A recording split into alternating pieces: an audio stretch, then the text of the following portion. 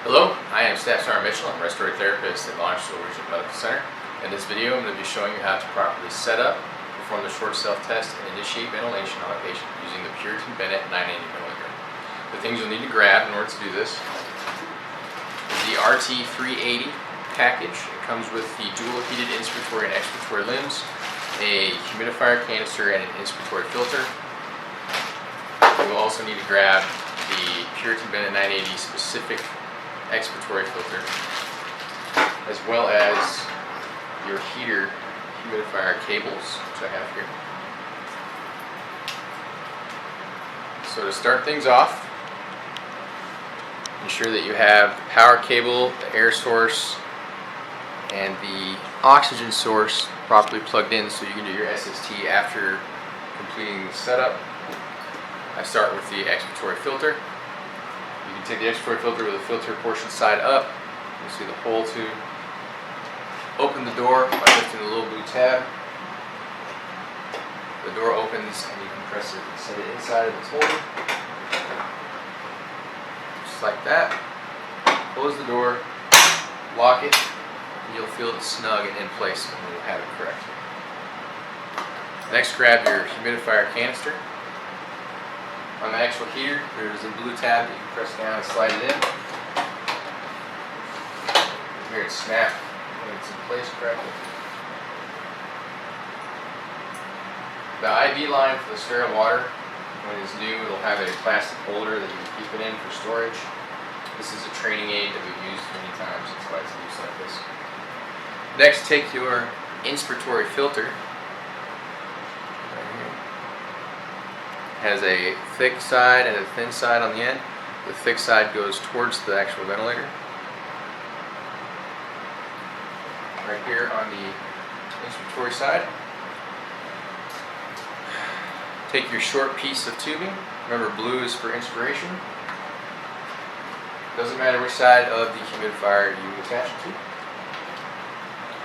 Take your actual circuit itself.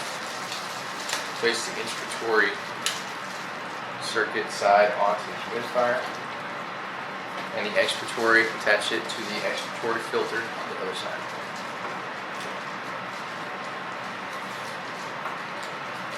You should be wearing gloves while you're doing this, just FYI. I'm not. I'm just in a training simulation room.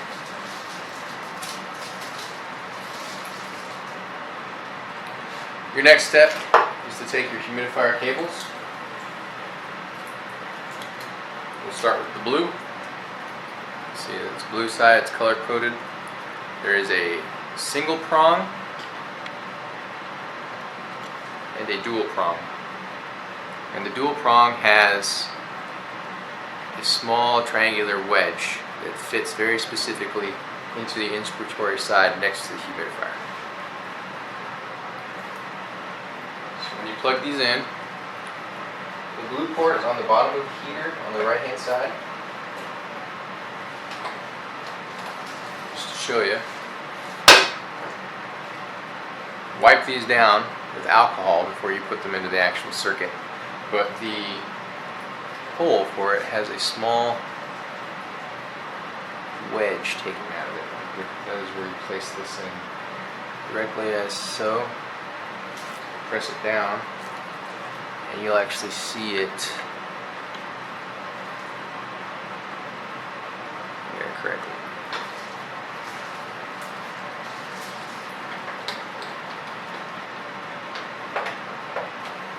Take the single prong end and put it towards the end of your inspiratory side. There's a hole specifically for it. Just press it in. Good to go. Take your other cable, which should be color-coded yellow. It has a sort of a clover, a tri-prong, and like a dual prong end to it.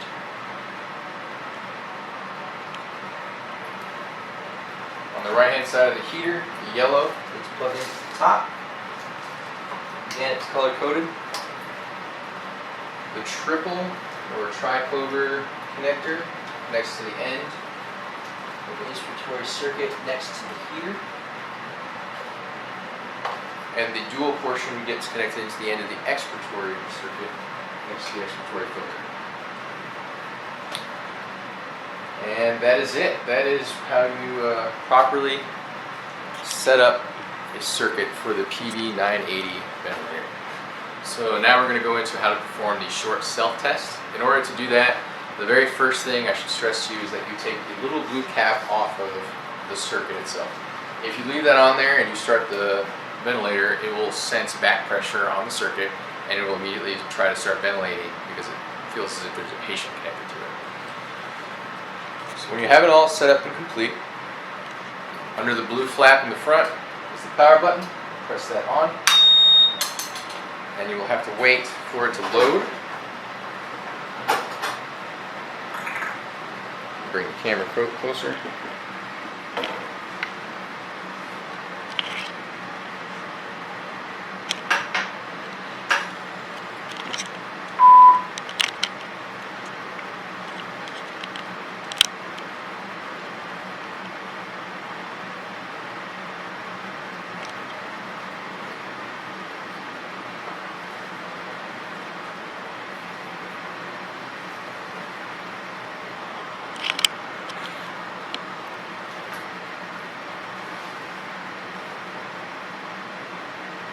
So it'll bring up this screen.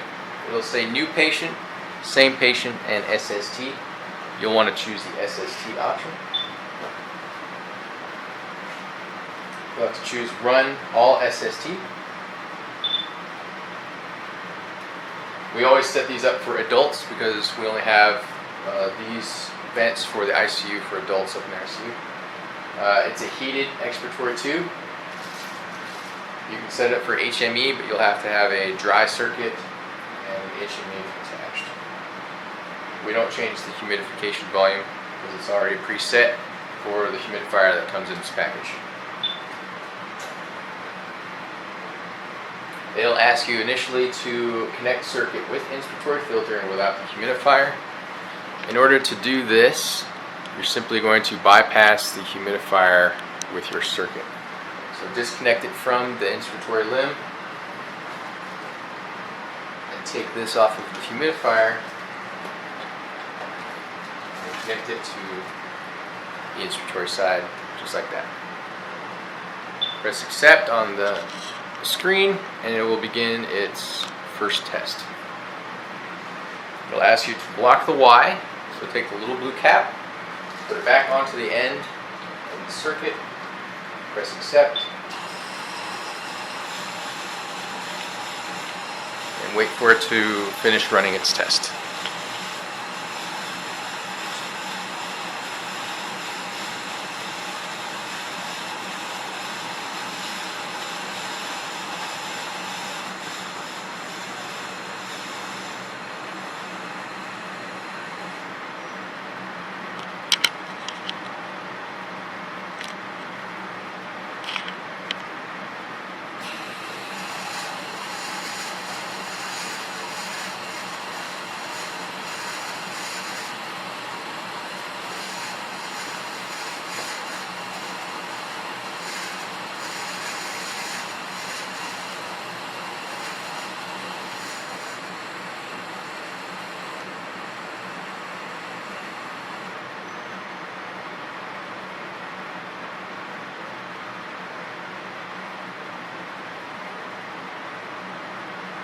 It's going to ask you to put the humidifier back into the circuit, so put it into its previous configuration before you started the SST.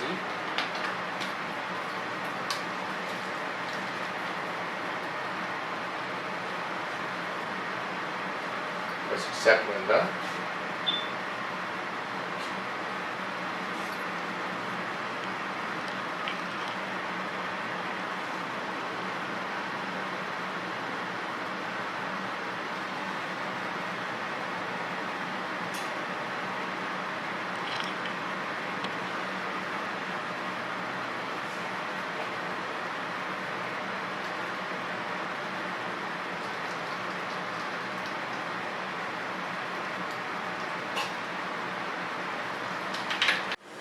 So as you can see, we've reconnected the humidifier and it has failed its leak test. If this happens, one of the first places you'll want to look is is actually on the humidifier itself, and it comes with the small cable that you put into your IV bag for air or for your sterile water.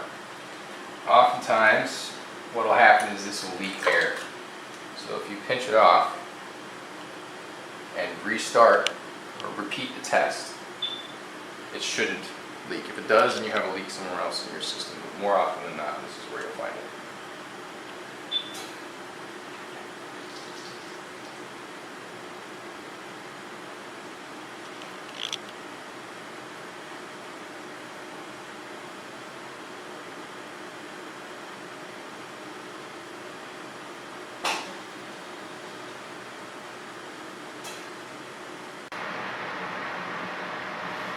It's going to ask you to disconnect at the expiratory filter. So just disconnect it from there, press accept.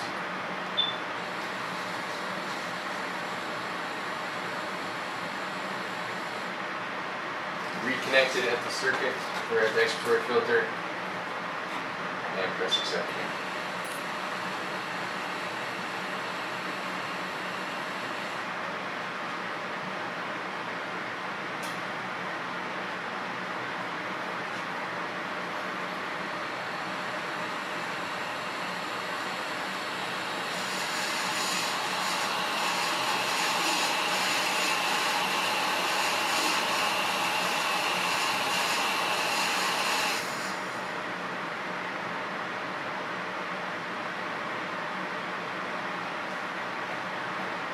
Unblock the Y, as it says there in the instructions. So take the little blue cap off of the end of the circuit and press accept.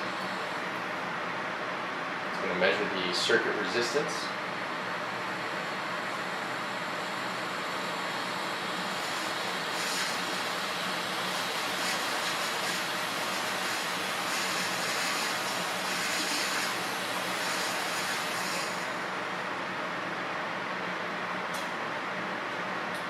Reblock the Y with the blue cap, press accept, and if you aren't pinching off the IV line, you should be now, because it's going to do the circuit compliance test next. So if you're not pinching it off, it will most likely fail. In this portion of the option, if you were putting it in storage and not initiating ventilation, you would press cancel because you won't have any water in the humidifier, which is what it's asking you here. If you are doing this right before putting it on a patient and you have already spiked your IV bag, then go ahead and press accept. But I'm going to press cancel because there is no water in the humidifier at this point.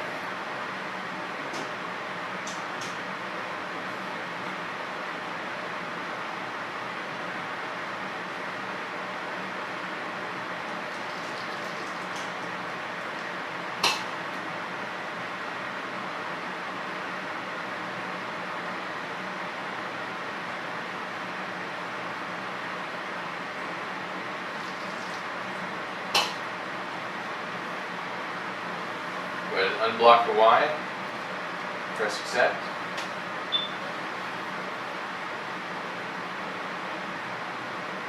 Okay.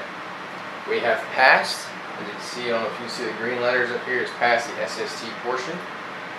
So if you were going to put it in storage, you can go ahead and turn it off, replace the blue cap, put a bag over it, and put it in the storage area. It's very important that you remember that you turn it off first before you replace the blue cap, or it's going to immediately go into ventilation mode as I stated before. Zoom in.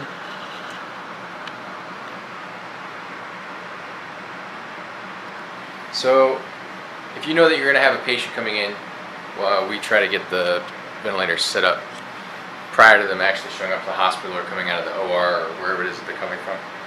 So after you've done your SST, one of the first things you want to do if you know you're going to put it on a patient is to attach an aerogen. It's kind of a general rule here that we have. You can set it up in one of two ways. You can put it in between the Y and the inspiratory circuit. So if you break the circuit right here, you can place your aerogen between these two, as so. I do not prefer to do it this way because aerogen nibs usually take about 15 to 30 minutes, and a lot can happen in 15 to 30 minutes while you're gone.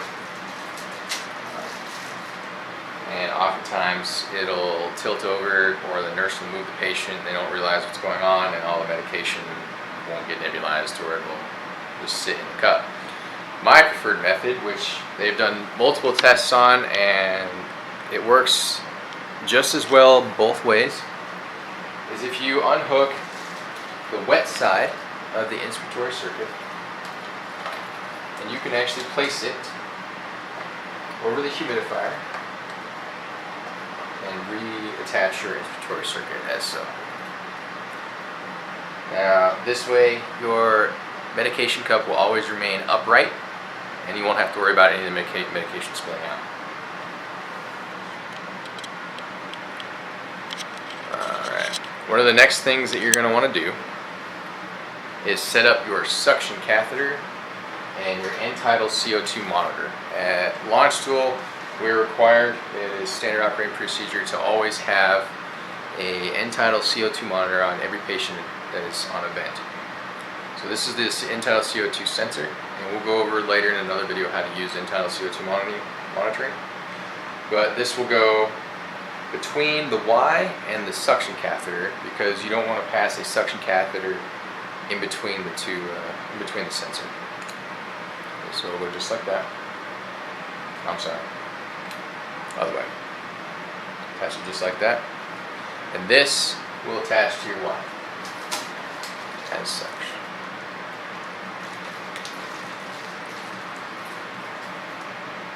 Okay. Now if you know enough about your patient, you can go ahead and set up your settings now. I'm going to move the ventilator a little closer so this is clear to see.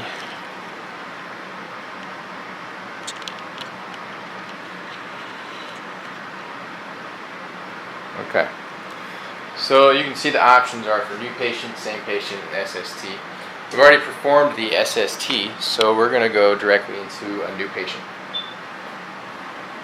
It'll ask you initially if you know their predicted or ideal body weight and if they're a male or female, because this vent will automatically put them at 6 mLs per kilogram from whatever it is that you set.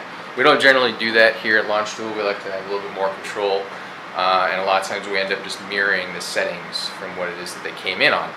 So I'll just either choose male or female, and I'll bring up the rest of your settings that you can choose. We're going to choose an invasive mode, obviously, because it's an ET2. Assist control, volume control with a flow trigger.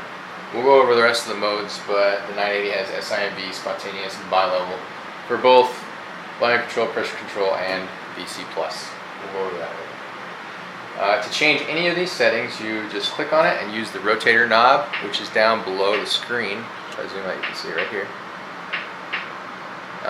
And then it'll have, instead of start, it'll say accept. Right now it just says start because we haven't actually initiated ventilation yet. And then you can choose whatever settings. Usually you keep the flow at 60 liters a minute because the patients are most comfortable, at least in that setting.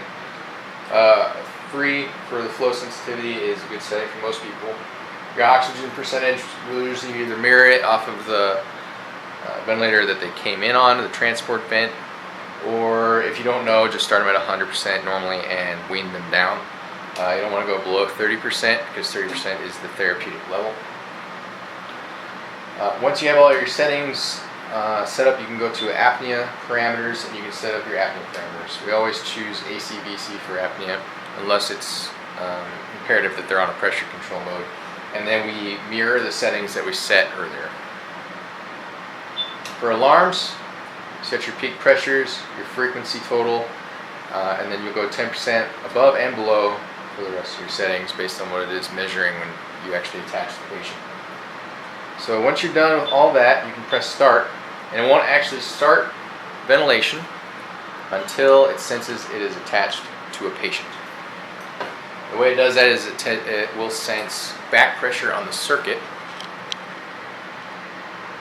and when it senses back pressure, it will begin ventilation, which is why it's important that you don't put the blue cap on unless you're actually ready to start ventilation, because that's back pressure on the circuit. So when you do actually receive your patient, the first thing that I like to do is secure the ET tube. especially since there's going to be an extra set of hands in the room to help you.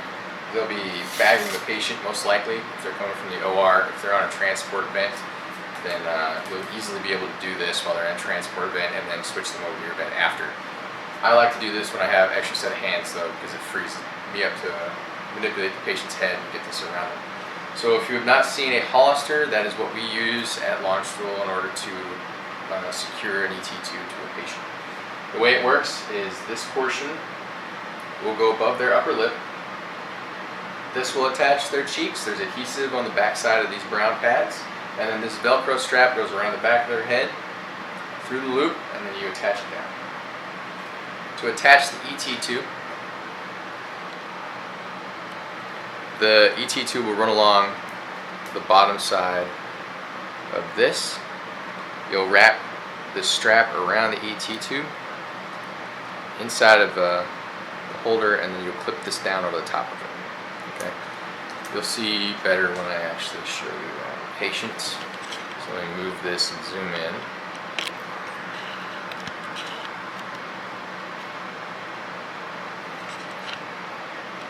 Okay, so you see we have a mannequin here. It already has an 8.0 ET tube placed.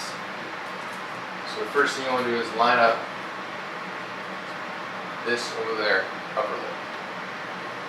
You'll have these adhesive backers right here that you'll already have the tape peeled off, and you should be able to stick it to their face. It sticks fairly well as long as they're shaven, and then it only lasts probably a day, and then it starts sliding around. But for now, it's good to hold it there, and then you can bring the strap around the back of their head through the loop on the other side. Secure it with Velcro.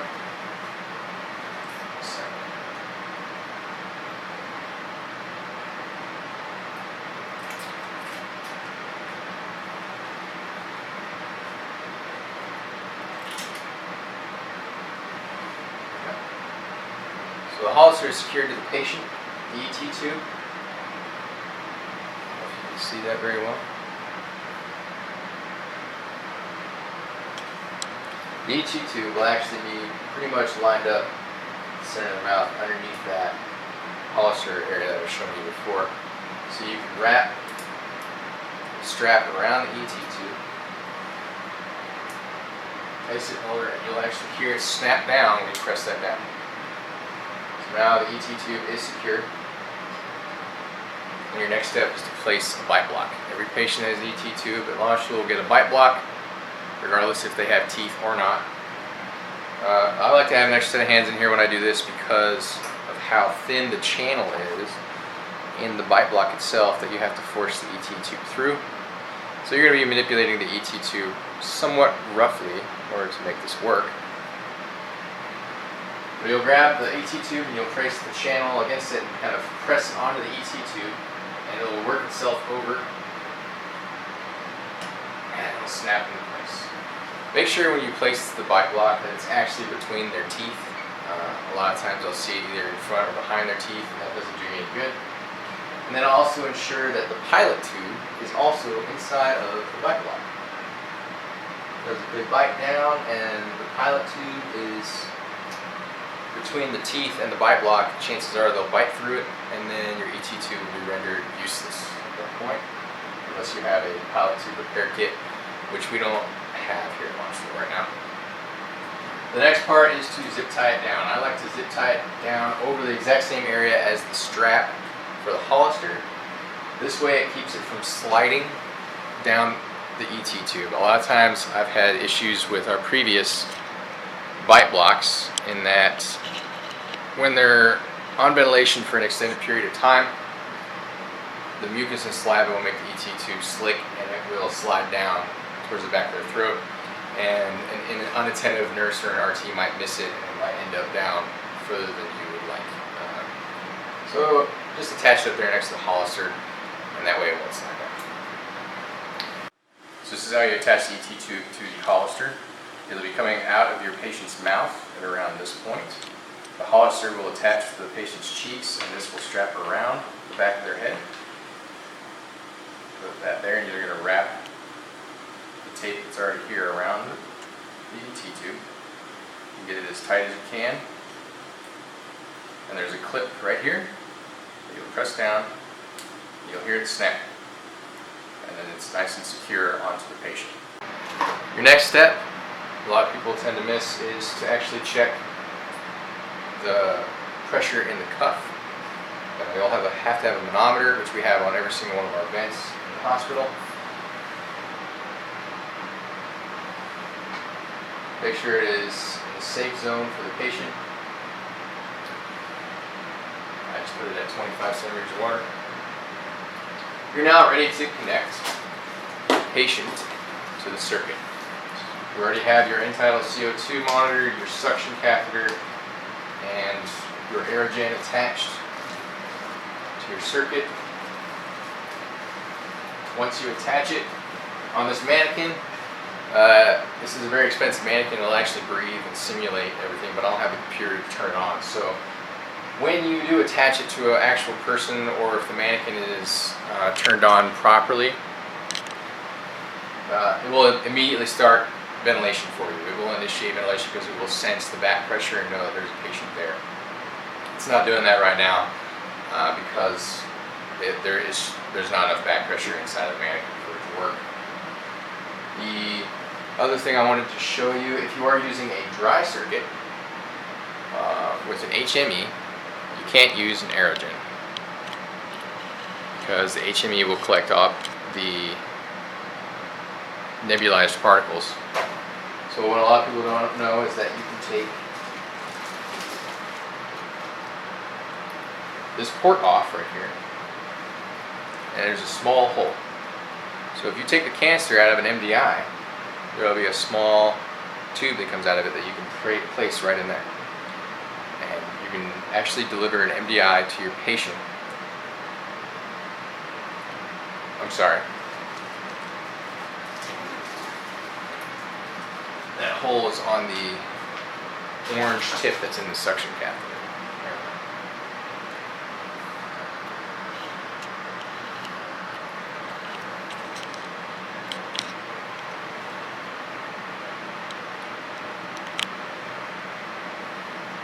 So in order to start ventilation, you'll have to, for the mannequin, since there is no back pressure, it'll be sitting there with it on its screen waiting for you to initiate ventilation.